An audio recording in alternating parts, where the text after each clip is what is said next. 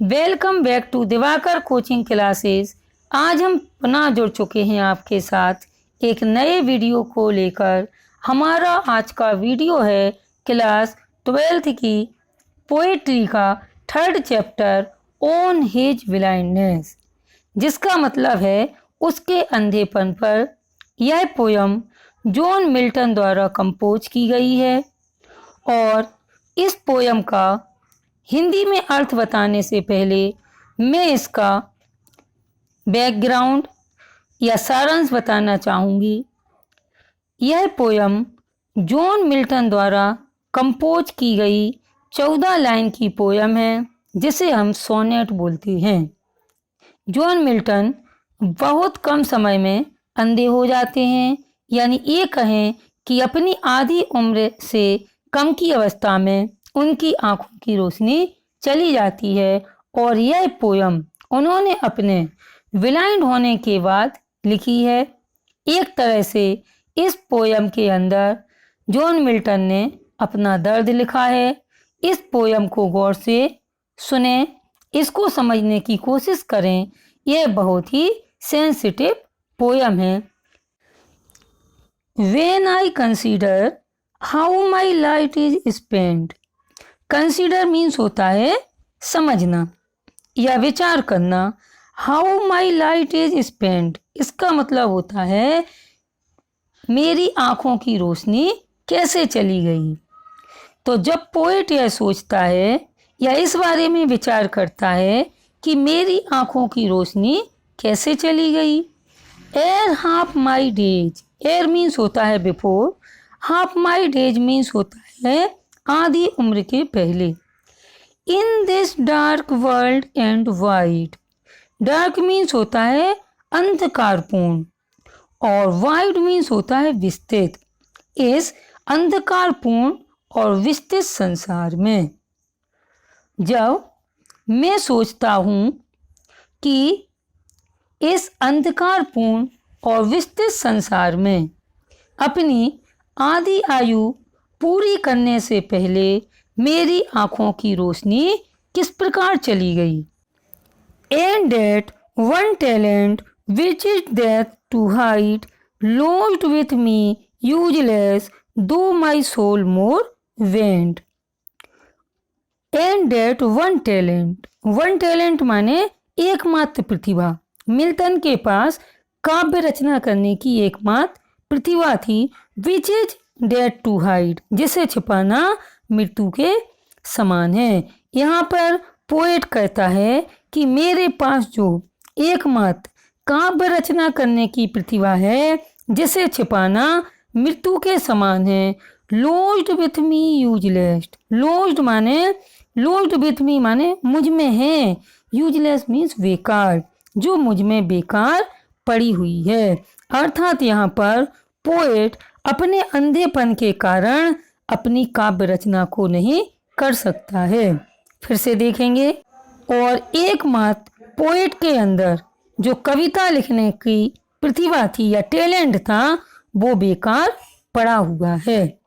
दो my soul more bent to serve therewith my maker, though माने यद्यपि मेरी आत्मा, मोर वेंट यानी और अधिक उत्सुक है। देयर विद का मतलब यहाँ पे प्रतिभा के लिए आएगा, टैलेंट के लिए। अपनी प्रतिभा के द्वारा ईश्वर की सेवा करने को और अधिक उत्सुक है। यद्यपि मेरी आत्मा उस काव्य प्रतिभा के द्वारा ईश्वर की सेवा करने के लिए और अधिक उत्सुक है। And present my true account, और अपना उसके सामने अपना सही लेखा जोखा प्रस्तुत करना चाहता है। लेस्ट ही रिटर्निंग चाइल्ड, चाइल्ड मीन्स होता फटकारना, रिटर्निंग मीन्स यहाँ पे मृत्यु, ताकि मृत्यु के बाद ईश्वर मुझे फटकारे नहीं। Don't God exact day lever light denied I fondly ask, यहाँ नीचे से अर्थ होगा इसका आई फॉन्डली आस्क। फॉन्डली माने मूर्खतापूर्वक, मैंने मूर्खतापूर्वक पूछा। लाइट नाइट यानी आंखों की रोशनी से वंचित करना। ले देवर दिन रात परिश्रम करना। एग्जैक्ट मीन्स आशा। डॉट माने करना।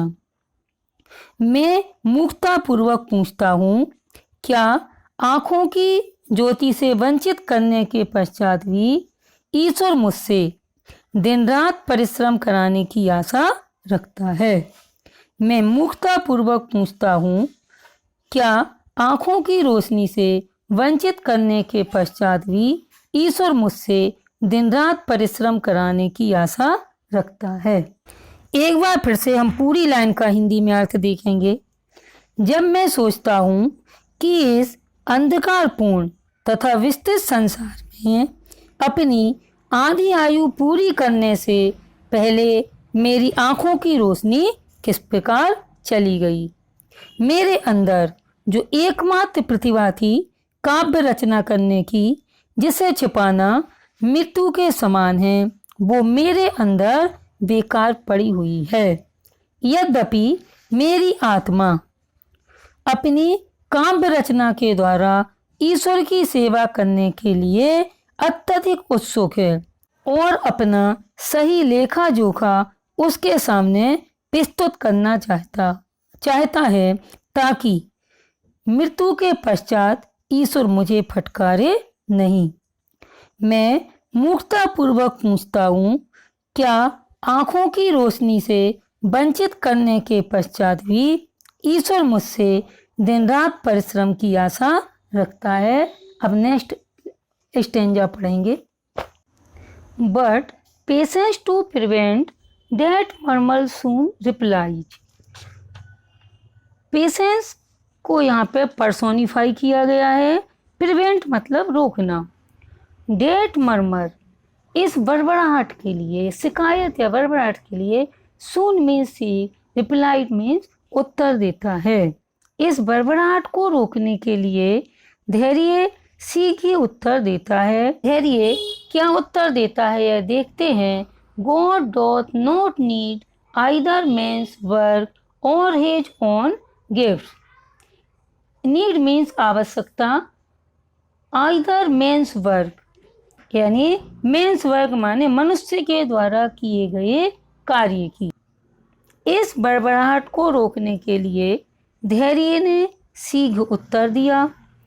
ईश्वर को ना तो मनुष्य के द्वारा किए गए कार्य की आवश्यकता है और ना वह अपने उपहार के बदले में कुछ चाहता है।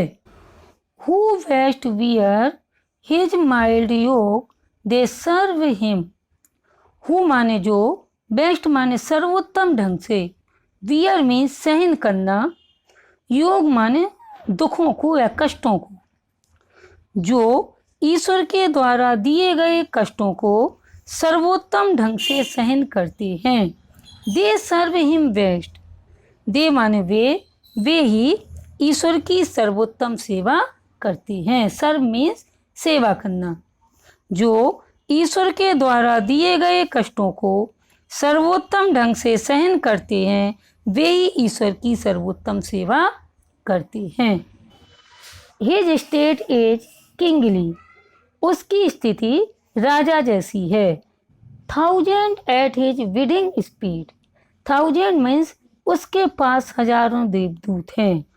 हिज विडिंग यानी वे उसकी आज्ञा का, स्पीड मीन्स तुरंत पालन करना, पोस्ट माने उपस्थित रहना, लैंड माने पृथ्वी पर, ओशियन माने होता है समुद्र में, विद आउट रेस्ट यानी बिना आराम किए हुए।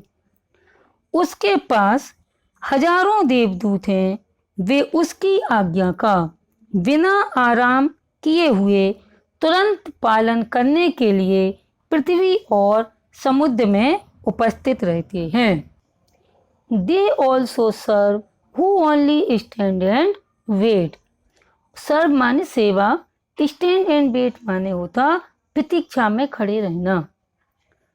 वे भी ईश्वर की सेवा कर रहे हैं जो ईश्वर के आदेश की प्रतीक्षा में खड़े रहते हैं।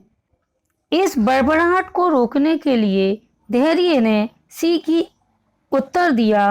ईश्वर को ना तो मनुष्य के द्वारा किए गए किसी कार्य की आवश्यकता है और ना वह अपने उपहार के बदले में कुछ चाहता है।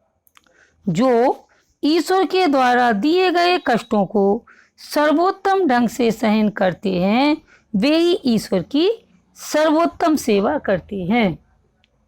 वे भी सेवा कर रहे हैं जो ईश्वर के आदेश की प्रतीक्षा में खड़े रहते हैं। आज के लिए बस इतना ही। अब पुनः मिलेंगे अगले वीडियो के साथ। आप हमारे वीडियो को सब्सक्राइब करें, लाइक करें, अधिक से अधिक शेयर करें ताकि हमें सपोर्ट मिलता रहे। Thank you.